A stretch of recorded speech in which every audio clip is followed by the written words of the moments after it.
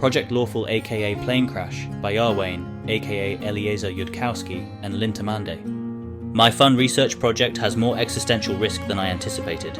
Episode 133.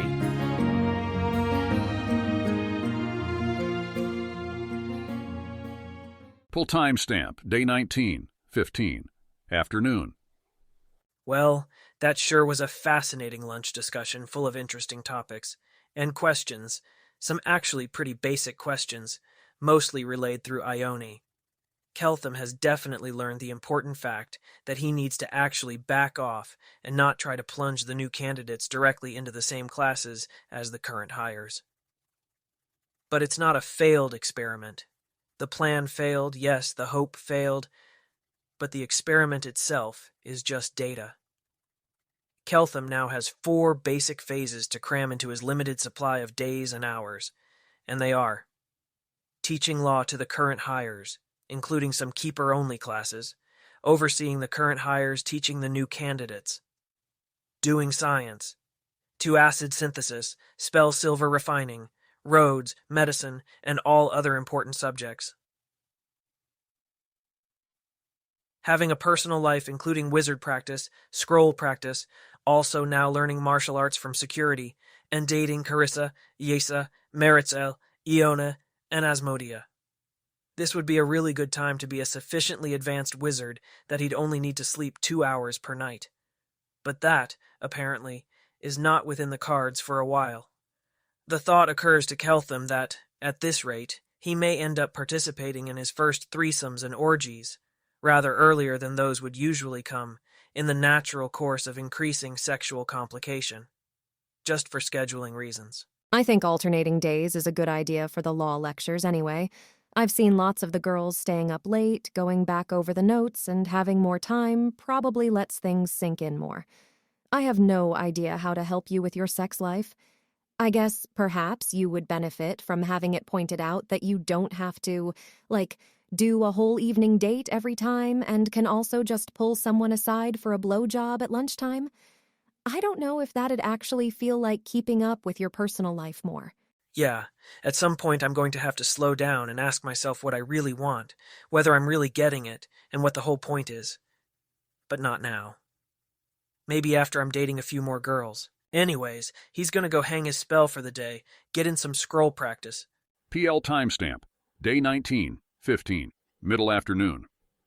Talk to Chelish experts about agriculture and plant breeding to see if they're missing anything there he can plausibly quickly fix. PL timestamp, day 19, 15, dinner. Have dinner with all the researchers. Show the newcomers where Dathilan is located inside its universe. PL timestamp, day 19, 15, evening. And spend his evening making extensive use of Yaisa. Tonight is the 7-day anniversary of their first week's arrangement, for 25 gold per week, including Keltham having control of certain things. How's she feeling about continuing that arrangement indefinitely? NSFW. To be clear, Yaisa has not been authorized any orgasms at any point in the last week, has been used only occasionally, and has sometimes been given assignments. This morning, for example, Keltham told her to spend the whole day playing with herself, without coming, when not otherwise occupied, and maybe if he felt like it, he'd let her come this evening, on their 1-week anniversary. As of asking her this question about continuing their arrangement, Keltham apparently hasn't felt like it yet. To be clear, Keltham feels like Yaisa should have a fair look at what she might be getting into here. At least, that's what his brain firmly claims is the reason why he's being so mean to poor Yaisa. Also, to be clear, there's been an additional 2 days that Keltham doesn't know about inside Yaisa's existence. Yaisa is in favor. She thought about whether she could demand more money from Keltham because he clearly thinks he's being very mean to her, but she doesn't think she could say under fairness she ought to get more money. Not really. He's pretty happy about that. Happy enough, even, to let Yaisa. Apparently, he's not that happy. Yet, it just feels weirdly wrong and awful that Yaisa might think she was owed an orgasm, that she'd deserved or earned one if they start off their relationship this way. That Yaisa might start expecting orgasms on future celebratory occasions or anniversaries, and feeling wronged if she doesn't get one. Keltham probably wants to see this girl come again at some point, but is weirdly afraid of doing that tonight. Keltham briefly considers whether to force his brain into doing this anyways, but backs off. He doesn't think you're supposed to refrain from doing things you might have enjoyed, out of fear of where it might take one's relationship. But he is uncertain of himself still, and there is also a heuristic against forcing yourself to do things you feel afraid of doing. He can always make Yaisa come next time, when it'll definitely actually be just because he feels like it, and not because he owes it to her, or that's an informal rule of their relationship. He should tell Carissa about that part later. Probably Carissa will be happy. At least Keltham is guessing so anyways. Carissa is always happy when... Well, it feels sometimes like Carissa is always happy when Keltham is cruel to somebody, but it's presumably more that she's happy that Keltham is being evil and learning to do what he himself wants, that Keltham is discovering his own sexuality, and that Keltham is being more the way that Carissa hopes he'll be towards her. Keltham will, of course, ask Yaisa explicitly whether he's allowed to tell Carissa about how he's being mean to Yaisa, for that information is also Yaisa's. He won't mention his private wobbliness about the direction Carissa is taking him. She pouts thoughtfully. Yes, if you sometimes give me secret gossip on what's up with you and Carissa so I can smirk knowingly when the new kids repeat ridiculous rumors. Keltham will ask Carissa for authorization about that and get back to Yaisa. Are these rumors theoretical, or... No, there are totally lots of rumors about Carissa. Like that she was created from scratch by the gods to be perfect for Keltham. That's one that Yaisa's heard. Or that Asmodeus himself chose Carissa to drop Keltham on. Or that Abigail gave Carissa to Keltham as a slave. Or that Carissa is pregnant with Keltham's child. The project decided that it was better if Keltham knew some things consistent with someone thinking of Carissa as chosen by Asmodeus, just in case some hidden correlate of that ever came to his attention. Oh, right. He should actually schedule some alter selves to take place where he can see them. Yaisa okay with doing that tomorrow? He probably won't date her tomorrow, but it doesn't need to be a date, just a quick switch where Keltham can see it. Carissa wasn't created from scratch by the gods for Keltham. It's nearly certain that whatever force selected Keltham to arrive in this universe did so in a way that very strongly matched him and Carissa to each other, and selected Carissa for him to land on. If anything, from a local perspective, it's more like they should see Keltham as having been created from scratch for Carissa. Keltham's got no idea if those forces explicitly negotiated with Asmodeus. Keltham would guess no on the explicit negotiations, but yes on Asmodeus and the other gods rapidly figuring out what was going on and making decisions that would have contributed to the tropes selecting this place for his landing, including some things that the gods would only do if the Keltham steering forces looked to be sufficiently beneficial for them. Or if for some weird reason Asmodeus would have tried to shut down the whole thing if Keltham had landed on anybody who wasn't attractive to the Queen of Cheliax, then Keltham could have landed on Carissa, at least in part for that reason. But the Keltham steering forces might have needed to predict Asmodeus doing a lot in exchange, to serve whatever goals Asmodeus was able to deduce predictably to the steerers from seeing how Keltham had been steered already. Negotiations like that don't have to be explicit when you're a god. What's slave? Keltham heard Yaisa use that term before, and he can tell from context that it's a sex thing, but not the details. Yaisa didn't follow that, but probably someone was taking notes, and the anxious genius types will puzzle over it later. Whatever. A slave is a person who is wholly the possession of another. If you're really hardcore about it, regarded by civilization itself as their property, as much as their shoes are. Yaisa is not herself that hardcore. Lots of people use it just for aesthetically reminiscent relationships that didn't involve paying. Civilization to go along with this. When you call someone slave in bed, you're not necessarily bringing in the whole thing, just the thing that's hot about it. Probably Keltham is now going to have a million questions. Yaisa can't answer because her exposure to this concept is all from disrecommended romance novels titled Slave of a Barbarian, and so on. Yeah, that's been mentioned to him as something he might want to negotiate with the government of Cheliax about, though only at the point where Keltham wants that for his own sake, and he's not quite there yet. The Queen just gives Carissa to Keltham as a slave, Something that especially seems within the realm of plausibility? No, it's completely ridiculous. So is Carissa was created wholesale by the gods. People don't come up with rumors because they're plausible. They come up with them because they're fun to whisper and tend to make other people say, scandalized, no, that couldn't possibly be, but then doubt themselves because they're on Project Lawful. And, it'd be true most places, so it has that for credibility. Some places have kind of a lot of slavery. Not that Yaisa wants to have that conversation, which does not sound hot at all. He's confused, but will queue it up on his Carissa questions list. Actually, he should be heading off to bed about now anyways. Sleep well, Yaisa. NSFW, and spend an hour teasing yourself in the morning. Keltham's probably not going to use her that day, to be clear. Keltham is just being mean. Oh, that thought seems to have turned him on again. Well, he can make some quick additional use of Yaisa before he heads off to bed. PL timestamp, day 19, 15, night. Keltham repairs to his bedroom, from his cuddle room, and asks security to drop Carissa a note to come by if she has a moment. Only if she's really got a moment, though. Yes, Keltham understands that he's got the ability to give her orders, if he wants to. He just wants there to be actually in practice a way for him to give her less than maximum priority requests. It's too nerve-wracking the other way. Then she'll make him wait for 15 minutes while she reviews the Yaisa transcripts and tries to make sure the stuff about God negotiations doesn't translate to anything new and important. She thinks it doesn't, for once, though they should put it in the report to the Grand High Priestess in case she's wrong. Then she'll change into sleeping clothes, since Carissa, who doesn't have a ring of sustenance, was about to go to bed, and go find her boyfriend. Keltham possibly looks slightly sleepy.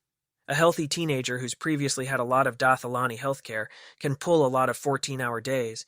It is a thing that is within the capability of a teenage human body, but he may start to look a little worn at some point. Keltham wants to share a thing about Yaisa with Carissa. Yaisa says yes, but wants secret gossip about him and Carissa so that she can look knowing when the newcomers repeat weird rumors. Yes, no, Keltham should make decisions like this himself, but it's fine to ask Carissa if she has input, or Keltham should make all those future decisions unilaterally, without asking Carissa for any input at all. I won't be hurt if you decide unilaterally, but as you decided to ask, yes, that's fine. Though also I copied some spells off Lady Avaricia after dinner in exchange for some interesting tidbits about myself, so the gossip may be less valuable than Yaisa hoped. Keltham will share his sexy Yaisa details then. Sounds like someone's having fun. Hopefully 2 people are having fun, but her price would have gone up if she wasn't, or so I hope.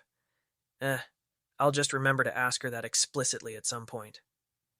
He'll also tell Carissa about the Carissa rumors, repeat what he told Yaisa about divine pseudo-negotiations after the fact, and ask why there would be a lot of slaves in other countries and Yaisa wouldn't want to talk about that. Are they doing this particular form of perversion dreadfully wrong outside of Cheliax?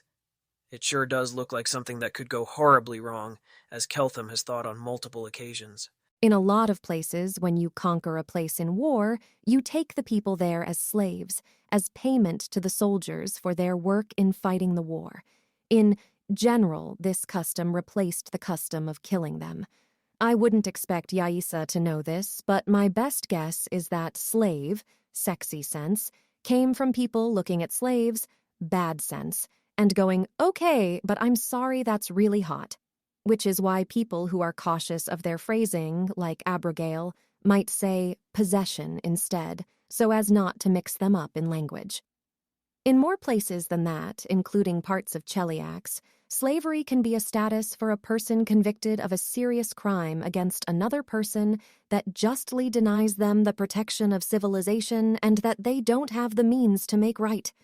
Say I burned down your fields, the local temple might award me to you as compensation for the wealth I destroyed. Okay, what's a slave when it's not a sexy thing? Or does somebody who burns somebody else's fields get awarded as a sex slave? The word just means a person who has forfeited the protection of civilization and is the property of another. Usually you figure out with them what they're going to be obliged to do, and it's not too horrible because if it is, then they'll be like, well, fuck this and go right to hell, which you obviously aren't allowed to stop them from doing. Probably if your fields just got burned, you want a farmhand. But it's often a sex thing, because, unlike in Dathilan, where I'm getting the sense practically everyone would go, well, fuck this, and go straight to hell, at least half of people in Galarion will go, sure, beats having to wash all your dishes. Do chaotic evil, or chaotic neutral, people ever get awarded as slaves? Those afterlives didn't sound so nice. Do neutral evil people ever get awarded as slaves? Yes. Not in Cheliax, which gets very, very close to everyone to lawful, but yes. Like awaiting consumption, it's kind of something Carissa didn't expect Keltham would benefit from learning about. Also, selfishly, it seems likely to make him run screaming from the entire concept. Yeah, it's okay. Dathalani know how to decouple between things and other things, which are not actually that thing. Message: if there's chaotic evil, chaotic neutral, or neutral evil people who were taken as slaves after their country lost a war, Galarian civilization and possibly Keltham are going to go in and replace governance inside the countries holding them at some point. Is this a fact that needs to not be spoken where Chelish governance can overhear it?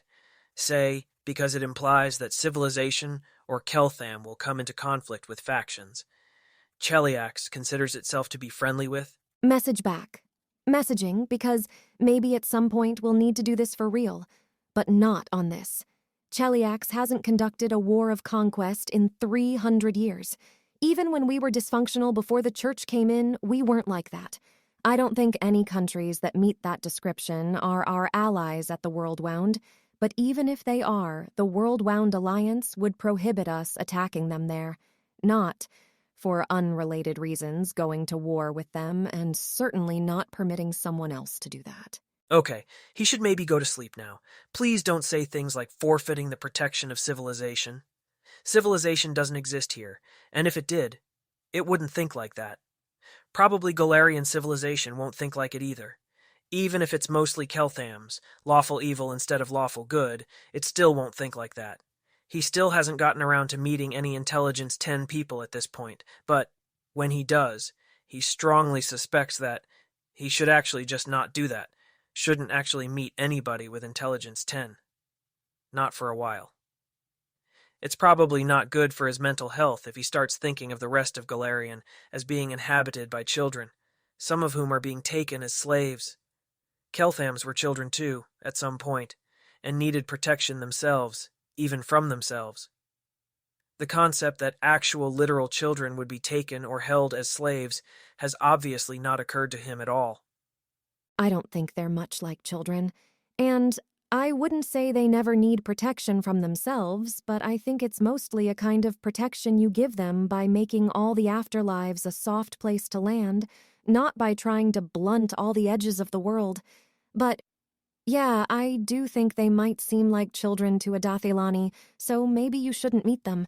And civilization here is going to have to be different here, to be something that functions with them if we don't just headband everybody. They'll just headband everybody.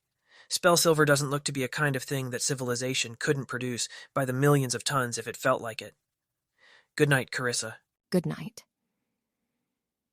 Carissa is very curious what Keltham will do once they headband all the people who are way below 10 intelligence and only get to 12 with the most expensive headband in the world, but now doesn't seem like the time for that conversation, and hopefully by the time that situation actually arises, Keltham will be eviler and think that enslaving all the stupid people is perfectly reasonable. They can shift all the planning around, we have avoided telling Keltham around slavery and that could explode, to reflect that it'll only explode if he learns about Chelish slavery, or maybe slavery of children. PL timestamp, day 19, 15. Long night. Carissa Sevar would really, really like to spend this night making glibness swords, but she should be responsible first. I'm here to request correction if you have any. If I'd found myself foolishly thinking clever-sounding thoughts about Hell's instructions to the Chosen, rather than Hell's instructions to myself, a slave of the Church, what are your thoughts about whether I should in general dare to speak to you of such? Hell's instructions to Church and Crown are suggestive that it may be Asmodeus's will, that you come to comprehend his instructions to you for yourself, without such as myself presuming to instruct you on them. But perhaps my thoughts are foolish, and you will know them for such, and think something valuable in the process of refusing them. Well, that sounds like a serious and important question of the kind Carissa can sense she's mostly been dodging for more immediate ones lately. She is doing a good job at her duties. The project is making interesting and valuable progress. Keltham does not seem suspicious. He's been corrupted a thoroughly respectable degree. Morale is high, and the markets on who will collapse aren't too pessimistic. She is not doing a particularly good job at the duty that hell actually set her, to find in herself desires that have no place in Axis. She's definitely gotten Eveler. She's pretty sure that running the project is about as lawful evil as an action can be. She is exercising power over other people to see the will of Asmodeus done, and trying to awaken in Keltham that which will let hell claim him. She's being very evil. But the instruction wasn't just to be more evil. And it seems likely that the traits that make you rise in hell are not just having done tons of evil things unhesitatingly as ordered, that she is not yet the right shape for the greatest of her ambitions. It does seem that Asmodeus intended her to find that path without steering by the church, or their instructions would have emphasized less not being proactive. But it seems to me that my current efforts to obey hell's instructions to me are inadequate, she says carefully. So I would desire your thoughts on the principle that, when I seem to be making little progress, is a good time to seek out perspectives that might help me find my way. Your efforts are incomplete. It's been less than 3 weeks since hell instructed you. You are serving Asmodeus well in this world and being raised high within it. Keltham must be contained now. He must be corrupted on a time limit. If I thought you were wrong to prioritize the first line of your instructions, I would have advised you to take some time off your long nights and find somebody you hated enough to enjoy experimenting on, keeping in mind that you could name nearly anyone short of a count, and the crown would wrap them up and hand them over. But if you're really a good Asmodean, and I'm starting to think that you are, then you have relatively more time in which to do such things, is my own possibly foolish thought. You should not pass up obvious opportunities to make progress, for you should not dally on any of hell's instructions, but you are allowed to prioritize. Your efforts may possibly be inadequate as well as incomplete, but it's not obvious to me that they are. They're clearly imperfect, but then, you're not Irori, and won't succeed in perfecting yourself without divine aid. You are, apparently, the sort of slave that needs to remember that and not think otherwise. There's a difference between knowing that you're falling short of perfection, as is worthy of some punishment even in a good slave, and failing to recognize the progress you've made as possibly making you not a bad slave, who might not be judged worthy of severe punishment. That judgment lies in the hand of your superior. To be clear, it is not your place to decide that you are doing not too badly. But you didn't leave that judgment to me. You called yourself inadequate. That was wrong of you, by the way. Jacint slaps the Chosen hard enough to hurt, but not very much compared to being lit on fire. Slaps don't do that. There, you've been punished. I understand. Mostly, there's always a small discombobulation, a sense that there's something there Keltham would have questions about she couldn't answer. She tends to listen to that instinct, but she does not need to listen to it about this, because they are not going to tell Keltham anything like this, not for a long time. And when they do, he actually might have better instincts for it than she does. The thought that I had, after seeing how much you couldn't be the one to decide your own punishments, well, it came to me while I was reviewing the transcript of what you said to the new candidates, about how, I forget your exact words, they might need to unlearn old habits of Cheliax and consider that you might be lawful enough that your words to them were actually true. It's forbidden to suggest out loud that your superiors are lying to you. It isn't wise to think it too much. and that makes it hard to notice or even imagine that what your superiors are saying is true. What if hell's instructions to you are not meant to work against your own interests? What if you're not Irori and can't succeed in perfecting yourself without divine aid? I think if you were to leave Asmodeus and walk the path of Irori, you would need to learn to punish yourself with only nothingness above you. And to survive that, if you could survive it at all, you would need to find the part of yourself that can never punish yourself enough. If the judgment is left to your own hands, and tear that out of your soul. Or you could leave your punishments to your superiors. Maybe it's not the case that you'd be better off with Irori, and you're not allowed to think that. Maybe Irori's way is actually not the best path for you. A path that you might have been tempted to punish yourself into walking if left to your own devices, but a path you cannot walk as yourself and remain whole. What if hell's instructions to you are not meant to work against your own interests? It is heretical to think otherwise. That may make it hard to notice when it is actually true. That was all of my foolish, clever thought. Oh. Carissa feels slightly dizzy. It is strange to realize you were lying to yourself and hadn't noticed. Remember that you are not Irori is an instruction you would give to an Asmodean, whether or not they were like Irori, whether or not that path was one they could walk. Because of course, walking it means not being Asmodean and possibly breaking within you that which makes you usable in hell. If anything, remember that you are not Irori is maybe an instruction you'd more give to an Asmodean who is capable of being like Irori, since otherwise, why not let them try and fail? But there is a good reason not to let Carissa try and fail, namely, that she's needed for this whole operation. And maybe Asmodeus doesn't actually want his useful servants smashed apart on the rocks of their own idiocy, so he warns them against it. And if they listen, good. And if they don't, then their destruction is wholly the product of their disobedience, which seems pleasing, somehow, to Carissa, in a way that is perhaps the shadow of how Asmodeus feels about it. Maybe she doesn't just need to learn to wield submission as a tool to entice Keltham. Maybe she actually needs to believe in it. How would she tell?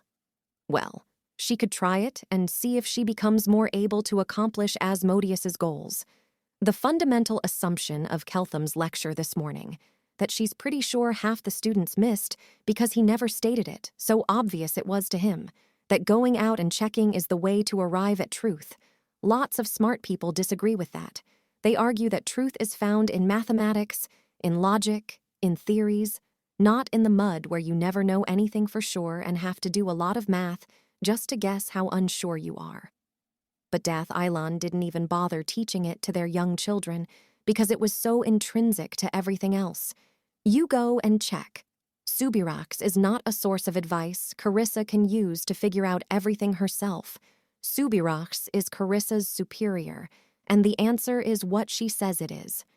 Carissa doesn't actually understand why Asmodeus wishes it so, but she can feel the outlines of a reason, maybe, sort of, and she doesn't actually have to know. Carissa should not follow the path of Irori, not just because it would be disobedient, but because it wouldn't work. It would not make the project succeed and make Carissa someone who can fix even hell if she needs to. That might be right. Not Carissa's job, anyway, to assess if it's right. Subirax will tell her if she's doing better or doing worse. I think you possibly are meant to assess whether I'm right, unfortunately for you, in the particular exact matter of interpreting the will of Asmodeus spoken by Hell to Carissa Savar. I don't think I'd have had my clever thought in 1,000 years if I hadn't read your transcript. Perhaps I'm still wrong or failing to see fully. I'm not smart enough, not lawful enough, that the chosen of Asmodeus should defer to me in a matter of understanding. But to whatever extent we do understand Asmodeus's instructions, even if it's because you told us so, the matter of how well you are doing in obeying them and how much you need be punished for deficiency is something that you must leave to your superiors. Trust to your superiors, even knowing they'll sometimes be less than perfect themselves because their judgments make what is right. Matters of Irori and Asmodeus I am only guessing upon. If you ever try to punish yourself as much as you think is needful, you'll destroy yourself. Of that, I'm now sure. I have no more advice or correction to offer you this night, Chosen. Your third circle enchanter assistant has arrived. The Queen confirms that she is pleased. Go with Asmodeus. Carissa departs respectably like a reasonable person whose priorities are Asmodeus's. Glibness swords time. Glibness is that rare phenomenon, a sorcerer's spell wizards can't cast. In general, one might expect there'd be lots of sorcerer spells wizards couldn't cast. After all, sorcery is inborn, sometimes from unions with bizarre magical creatures that themselves have abilities no wizard can replicate. In practice, this is very rare. Sorcerer spells tend towards configurations that a wizard, watching carefully, can see how one might emulate, and almost every sorcerer spell has eventually and painstakingly been found in a stable configuration that a wizard can build for themselves. Not so with glibness. Glibness, to all appearances, doesn't have a stable configuration. It can only be cast spontaneously. You can never hang it on a scaffold. For this reason, there's a school of thought that argues song sorcerers, who can cast glibness, aren't actually sorcerers at all. Carissa doesn't know much about that, but suspects it of being stupid, people trying to throw something that reflects their own weakness out of the category sorcerers rather than understand it better. But the fact you can't scaffold glibness doesn't mean you can't enchant a magic item with it. Enchanting a magic item with a spell usually requires casting the spell, but it's also technically possible, if trickier, to build the channels in the magic item scaffold through which the spell would flow if you cast it, without casting it. Many people don't do that because they're lazy and it's trickier, but it's not even that much trickier, unless you're also using a double scaffold so that you can get the project done faster, which, yes, admittedly they are doing that here, and which does make it a smidge difficult, but not that hard. The other tricky element of what they're doing is putting glibness in a sword. The standard way to do this would be a wondrous item, but Carissa doesn't have time to retrain, so she just invented a bunch of adaptations to arms and armor enchanting that make it work when you're doing something non-standard like this. Probably her assistant, who does have wondrous items training, can skip that part and just do it as a slotless charm.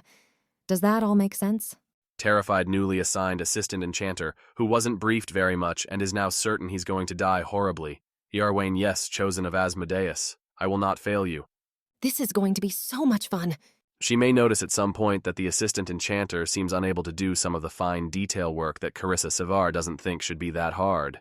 Perhaps he's lazy. Or rather, he definitely seems to be trying quite hard right now, but perhaps he's been lazy his whole previous life up until this point, and that's why he seems to have such miserable spellcraft. You'd seriously get the impression this person couldn't remotely use spell silver from a distance of even 2 feet away. What kind of third circle wizard is he? Carissa isn't sure what the point of sending her an enchanter who is bad at enchanting is. This isn't meant to be an object lesson. It's meant to be a way to get everyone glibness swords as soon as possible, and they're going to take 4 days each, even going at a good pace. Does giving him her armillary amulet help him see what he was doing wrong? It helps, but it's pretty clear that this person isn't actually going to be able to create slotless/sword-based glibness items without Carissa coming in here and helping like every day on the most important detail work. Maybe Abigail wanted to give her an excuse for needing to take a little time every day to do some enchanting. That would be very thoughtful of the Queen. Just like her, really. Or maybe Abigail sent her someone who sucks so she would get frustrated and torture them to death. That seems more like Abigail, actually. He'll try even harder, but trying harder doesn't actually let you do microscopically detailed work perfectly if you're not Carissa Sevar. Asmodeus didn't give her spellcraft powers. She just did things and then got better at doing them. He should try it.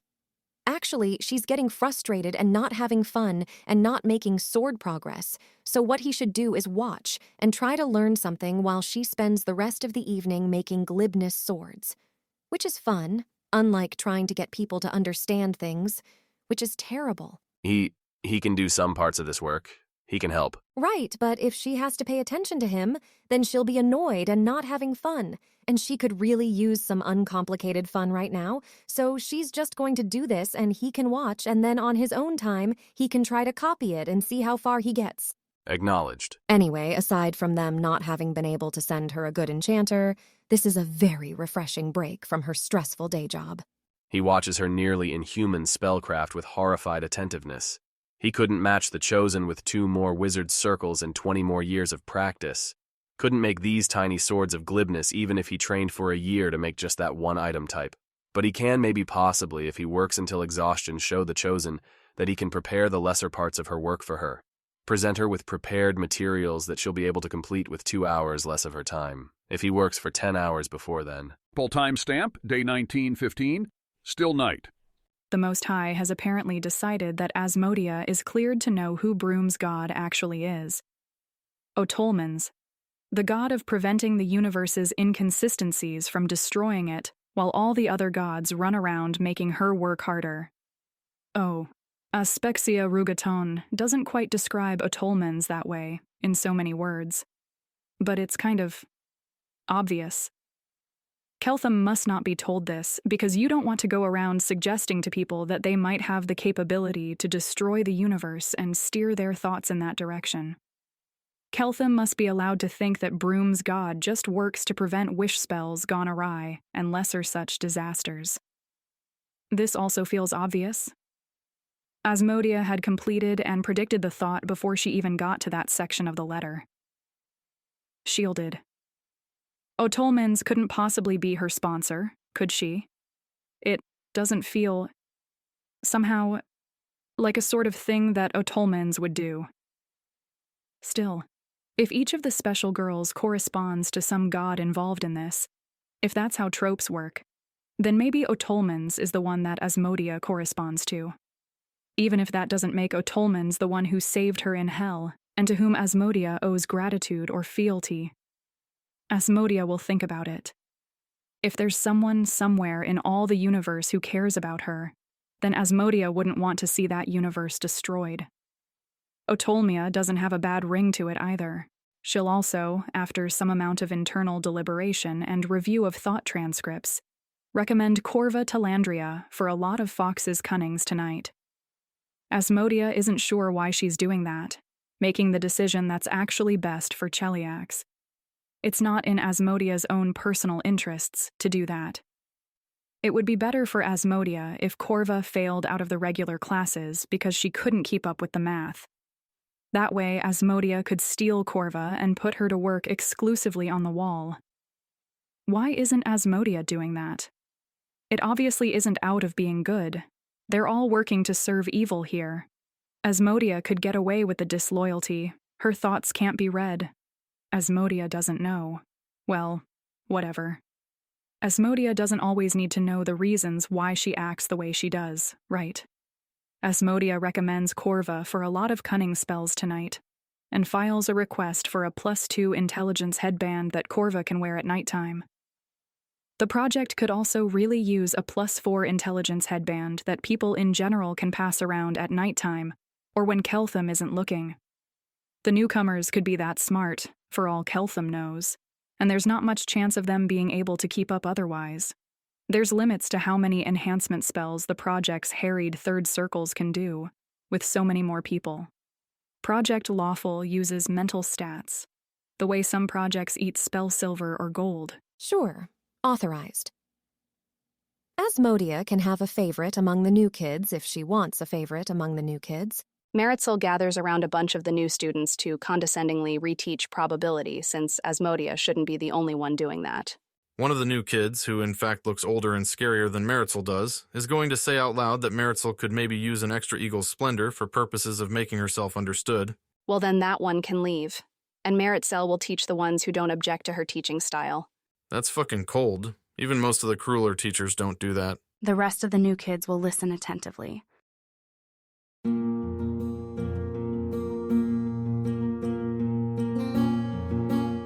If you wish to support this AI reading and others like it, please visit patreon.com/AskWhoCastsAI. Any help is appreciated. And thank you to executive producer John Doe 7776059.